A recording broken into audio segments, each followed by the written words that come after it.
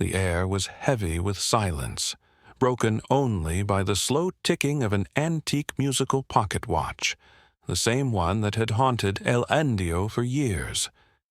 Its haunting melody echoed through the deserted yard of the ruined church, as El Indio stood there, gun in hand, eyes locked with Monco's.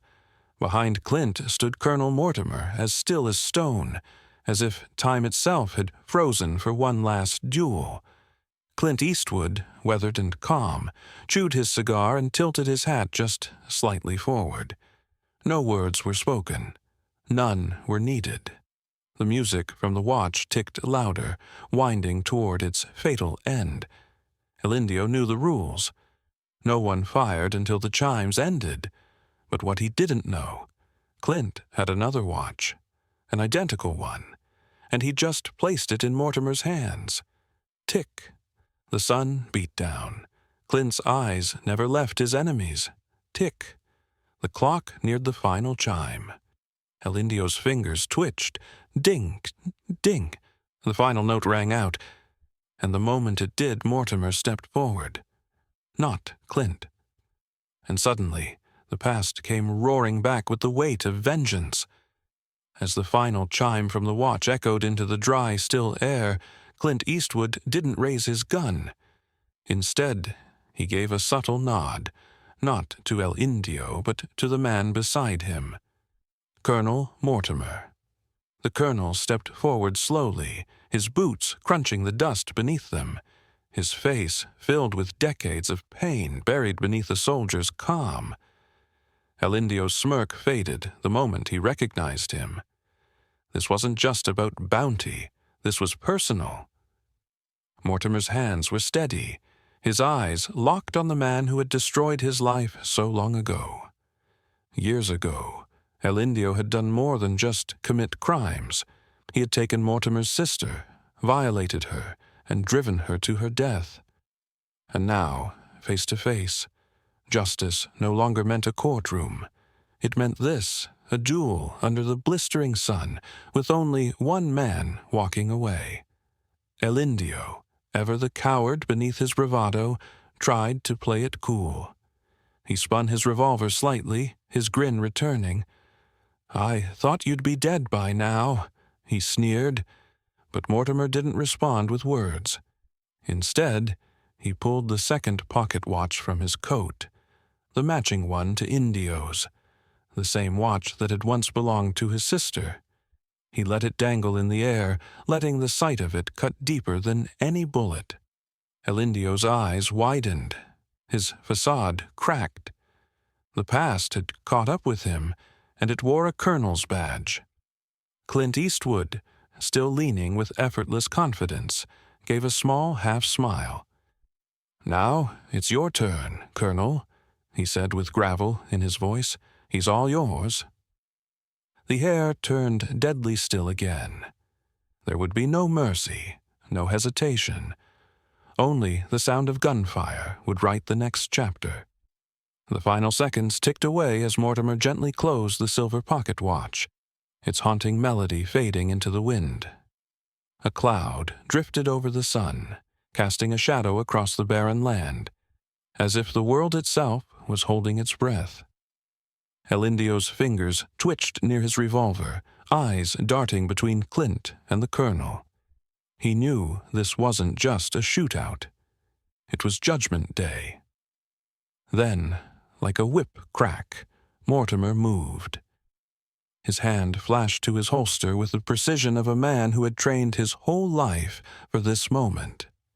El Indio was fast, too, a predator used to killing, but rage sharpened Mortimer's reflexes. The first shot rang out, and dust erupted from El Indio's shoulder. He staggered but didn't fall. He raised his gun, a snarl on his face. Too slow. Mortimer fired again, this time into El Indio's gun hand, spinning the revolver from his grasp. The outlaw cried out, clutching his wrist, falling to his knees. Pain twisted his features, but it was the look in his eyes that changed everything. Fear. For the first time, El Indio wasn't in control. he was at the mercy of a man he had once broken. Mortimer stepped forward, his revolver steady, unwavering. He looked down at the kneeling bandit who had shattered his family. "This is for her," he said quietly. One final shot echoed across the plains. El Indio slumped to the ground, lifeless.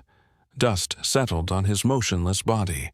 The sins of the past had been paid in full, not with justice handed down by law, but by the hands of a grieving brother who had waited far too long. From a distance, Clint watched, his gaze steady, unreadable. He holstered his gun slowly, the wind tugging at his coat. The duel was over, but something deeper had ended too. As the dust finally settled and the echo of that last gunshot faded into silence, the world stood still for a moment.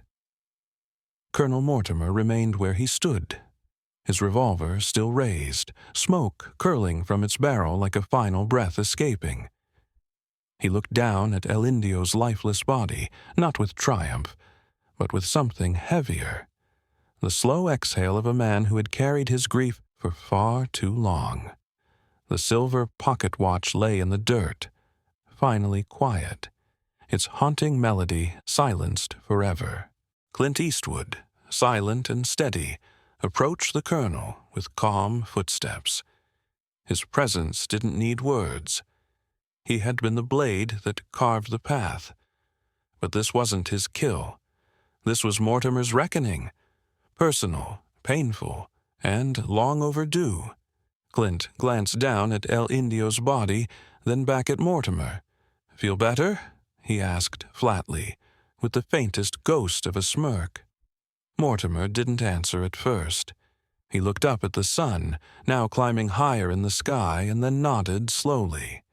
"Yeah," he said, voice gravelly, "I think I do." Without ceremony, the two men began to search the bodies of the fallen gang members. Clint, ever the practical one, opened his saddlebag and began tossing in revolvers, rifles, and ammo belts, every gun he could salvage from the dead. "I reckon there's about $27,000 worth of bounty lying here," he muttered, half to himself, half to Mortimer. Mortimer looked at him, eyebrows raised. "All yours," he said, with a dry smile. "I've got what I came for." There was a beat of silence between them, an understanding. Two men, carved from hard years and harder choices, parting ways not with fanfare but mutual respect. Mortimer mounted his horse and tipped his hat. Clint gave a short nod in return. As the colonel rode off into the rising sun, disappearing slowly over the horizon, Clint remained behind. He climbed onto his own horse, saddle weighed down by the guns and loot of the dead. He didn't smile. He didn't celebrate. He simply looked ahead at the empty road stretching before him. Justice had been served, not by the law, but by men who understood that sometimes the only way to silence the past is with a bullet.